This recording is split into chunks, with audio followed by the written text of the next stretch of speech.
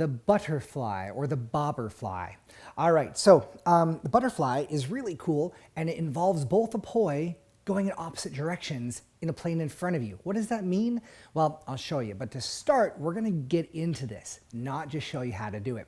So we're gonna start with our earth, or our jump rope. We're gonna go to our same side jump rope. We're gonna do a foot stall or a hacky sack, and this is what butterfly is going to look like. So really, you already did this chapter in the last chapter, but if you went right to the butterfly section, here's where we are. All right, so let's try this together. Both the poi are going in the same direction, which is clockwise, in front of you. You're going to do a foot stall with your right foot, sending that poi the other direction. Now you're in a butterfly position. In general, the butterfly encompasses everything, at least in the Doug Silton School of Poi, from everything here to here to here, or as I like to call it, out of focus, getting closer to be in focus, and then it goes to 3D. Ooh. All right, so let's work on that transition, shall we? Let's start with our jump rope. 1, 2, bring it in front. We hacky sack, wah, and now you're going to be working on butterfly. Butterfly is one of the hardest things to do, especially for a guy in poi, because most of the time you get up, you get knocked in the crotch a lot learning butterfly. So if you want to wear a protective cup, or seriously, if no one's around and you don't mind doing this, cross a leg over, protect the goodies, and then try this out, all right? So, but as a professional, I'm used to getting hit in the balls, and I'm okay with that. So what we're going to do, and I'll show you, we have our butterfly out of focus, our butterfly in focus, and our butterfly 3D, sometimes called threading the needle. But I like my out of focus, in focus, and 3D, and it's my video, so too bad. All right, so let's get going, shall we? You're going to mirror image me on this one, so it's easier to learn. You're going to have both the poi, and they're both going to be swinging down into the middle of your body. So if you picture the Da Vinci Man, all you really need is that one line down the middle, and ideally your poi heads are going to go down the middle. So with your left hand now, the mirror image hand, with your right hand, and you want to practice this so that you can get your poi heads to actually touch. Now make sure you're working on this in front of a wall, so you make sure your planes are actually in line. Hear that noise?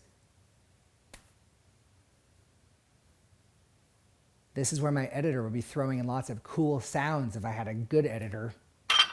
All right, so as they're touching, you want to have your dominant hand, which I'm going to recommend to use your right hand unless you feel differently. Your right hand's going to always go slightly on top of your left, all right? So let's wrap up those poi, and you can see that as my hands get closer together, see how my right hand's higher than my left hand, right? So if we're here, it's really hard to see because my back's to you, but my right hand's slightly higher than my left. Never cross your hands on butterfly, or you're going to end up doing wraps that are way too advanced for you that you can't get out of, which means you just, well, I'll show you. This is always fun. And you end up like this, and it's really embarrassing because you've got to figure out how to get out of this, plus you're burning yourself alive.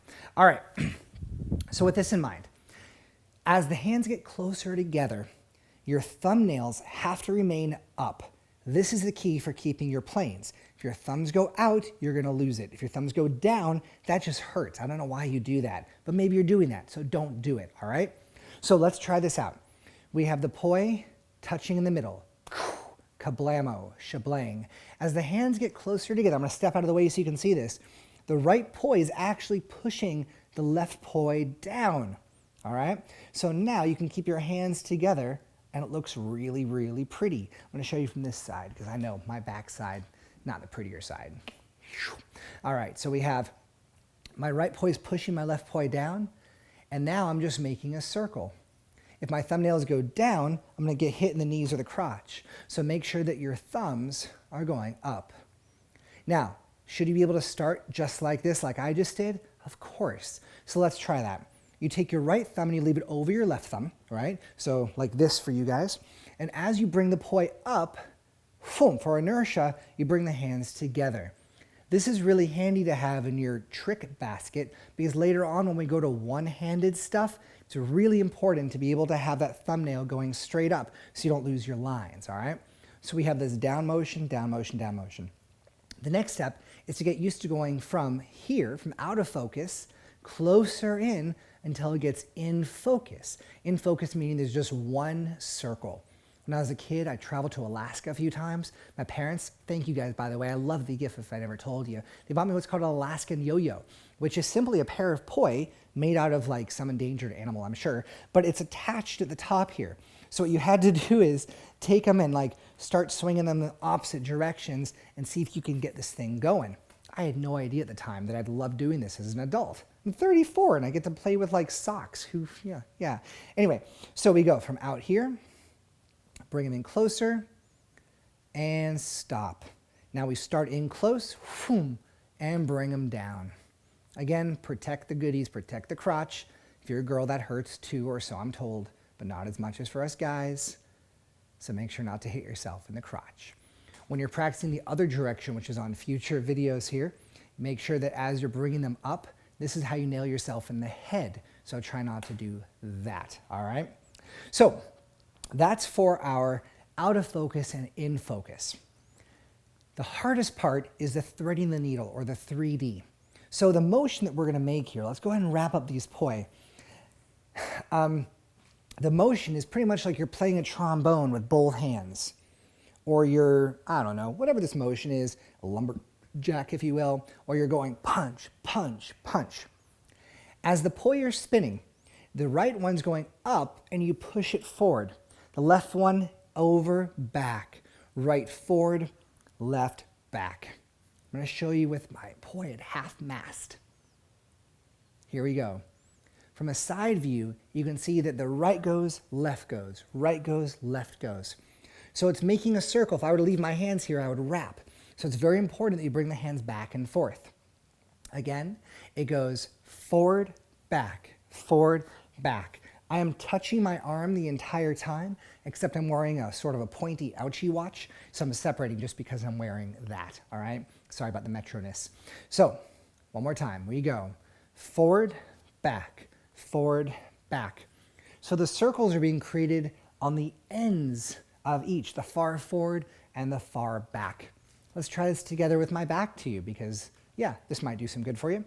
So we have our out of focus. We have our in focus.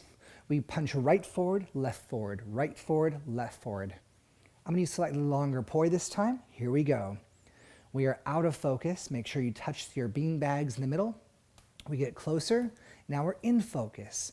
And now we 3D. You feel free to get your body into it if you want. You can bring it up like you're going, hey, son, I see you. I salute you up there. All right? So practice that 3D. Good luck with this.